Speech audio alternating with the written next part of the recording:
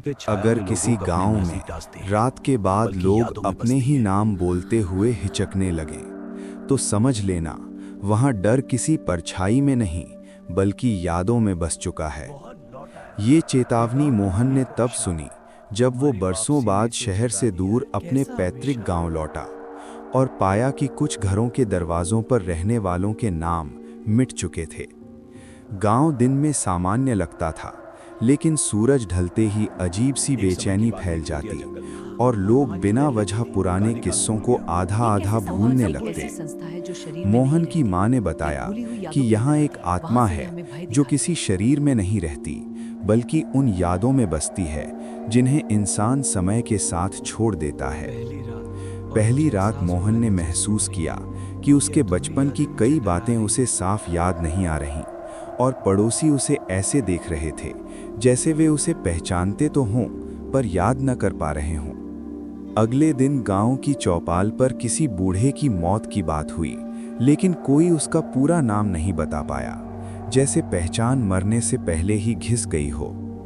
मोहन को लगा ये महज संयोग है, मगर हर शाम के बाद वही पैटर्न दोहराया जाने लगा। कुछ लोग अपने घर का रास्ता भूल जाते, कुछ अपनी उम्र और कुछ अपने बच्चों के नाम। समय भी अजीब था, क्योंकि रातें कभी बहुत लंबी खिंच जातीं और कभी पल भर में बीत जातीं। मोहन ने नोटिस किया कि जिन घरों की यादें सबसे ज्यादा मिट रही थीं, वही घर सुबह तक और सूने लगने लगे। एक रात उसने अपनी डायरी खोली तो देखा कि उसमें लिखी कई पुरानी घटनाएं अपने आप हल्की पड़ गई थीं। शब्द धुंधले थे, मानो कोई उन्हें चबा रहा हो। तभी उसे एहसास हुआ कि आत्मा लोगों को नहीं, उनकी पहचान को खा रही है ताकि गांव खुद को याद रख सके। उसने गांव छोड़ने का फैसला किया, लेकिन सुबह होते ही उसे रास्ता पहचानने में मुश्किल होने लगी। जैसे ही वो बाहर निकला, उसे समझ आया कि वो अपने शहर का नाम भी ठीक से याद नहीं कर पा रहा। किसी तरह वो बस तक पहुंचा और गांव पीछे छूट गया।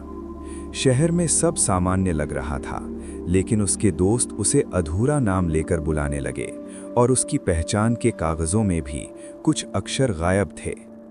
रात को सोते समय उसे लगता है कि कोई उसकी यादों को उलट पलट रहा है और हर सुबह वो थोड़ा कम खुद रह जाता है। अब मोहन समझ चुका है कि उस गांव की आत्मा किसी को पीछा नहीं करती, वो बस धीरे धीरे उन यादों को वापस लेती रहती है जिन्हें लोग समझते हैं कि वे भूल चुके हैं। और जब सारी यादें खत्म हो जाती हैं, तब इंसान खुद एक खाली घर बन जाता है।